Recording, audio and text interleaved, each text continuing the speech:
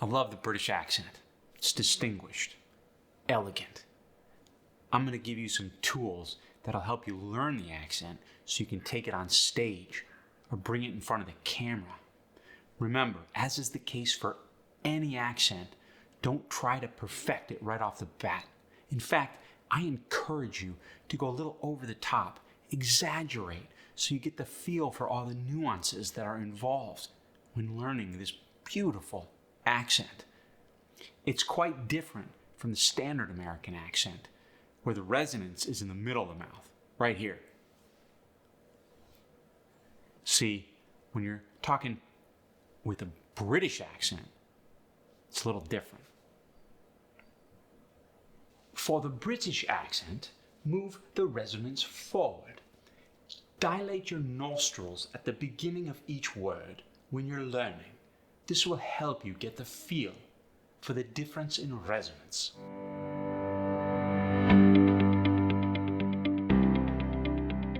Let's start with the O sound. There's some variations. For instance, the long O gets an sound that precedes it. For instance, don't know, so go home is going to become don't know, so go home. Great. This next one's really cool. Now that O sound, if followed by a W, gets the in front of it, but you're pushing forward with your tongue more so than with your lips. So when you say a word like growing, you're almost getting a tongue twirl in there. Kind of like you do for an R sound. Growing. For the short O, your lips move forward, they're rounded, and they close quickly. Like hot, pot, and watch are going to sound like this. Hot, pot, watch.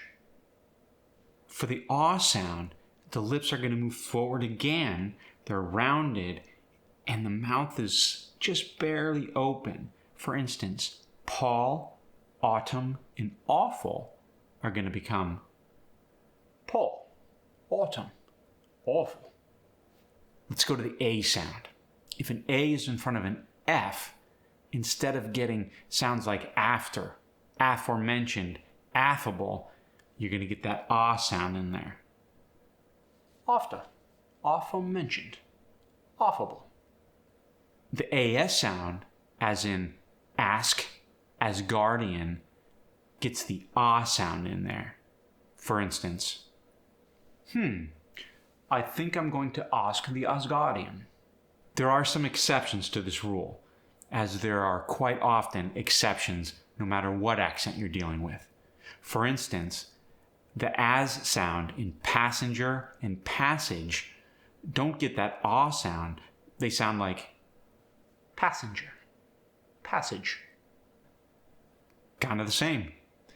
The as sound, when followed by the voiceless th, like path or lather, are going to become path, lather.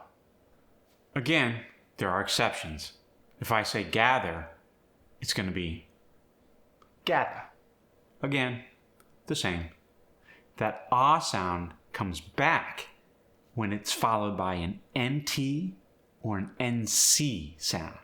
For instance, chant and rant and dance and prance are going to become it's splendid to chant and rant in France when I dance. The British accent gets fun when you incorporate the British pitch glide. It sounds like poetry.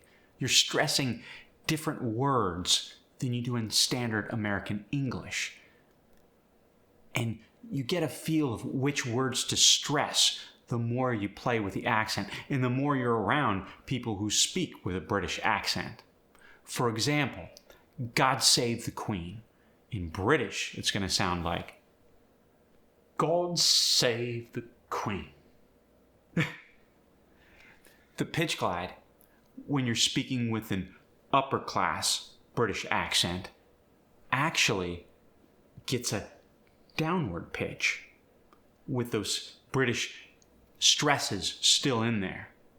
For instance, Don't lose your head in the Garden of Eden when spoken by someone who is upper class is going to sound like, don't lose your head in the Garden of Eden.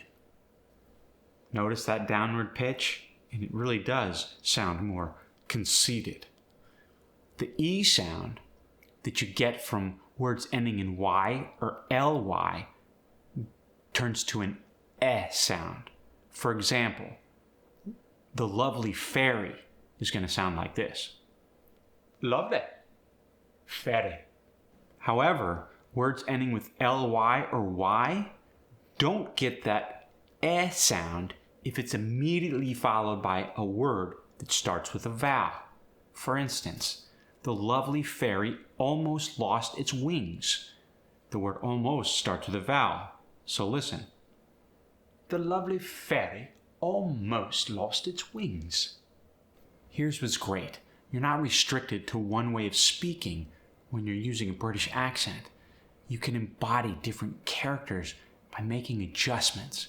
For instance, if you lower your jaw, keep your lips tight, and go baritone, you can really embody a fun character. You've been watching me over yonder, and it's making me a bit nervous. You're going to pay for this if it's the last thing I do. Now that's a great character. Lastly, this sounds great when coming from a British speaker. You're going to lose the vowel in words ending in RY. For instance, laboratory, secretary, necessary, and ordinary become laboratory, secretary, necessary, ordinary. Nailed it. Now you're ready to go out there and nail the British accent. Go big or go home. You are uninhibited and you're not afraid of being judged. Do your best. And in time, you can hone it to be as subtle as you want or to be as over the top as you want. Indeed. And don't stop here. Listen to other videos. Watch movies and TV shows so you can develop your own version of this beautiful British accent. Don't forget, subscribe, make a comment, like the video. I love you. And I love you as well.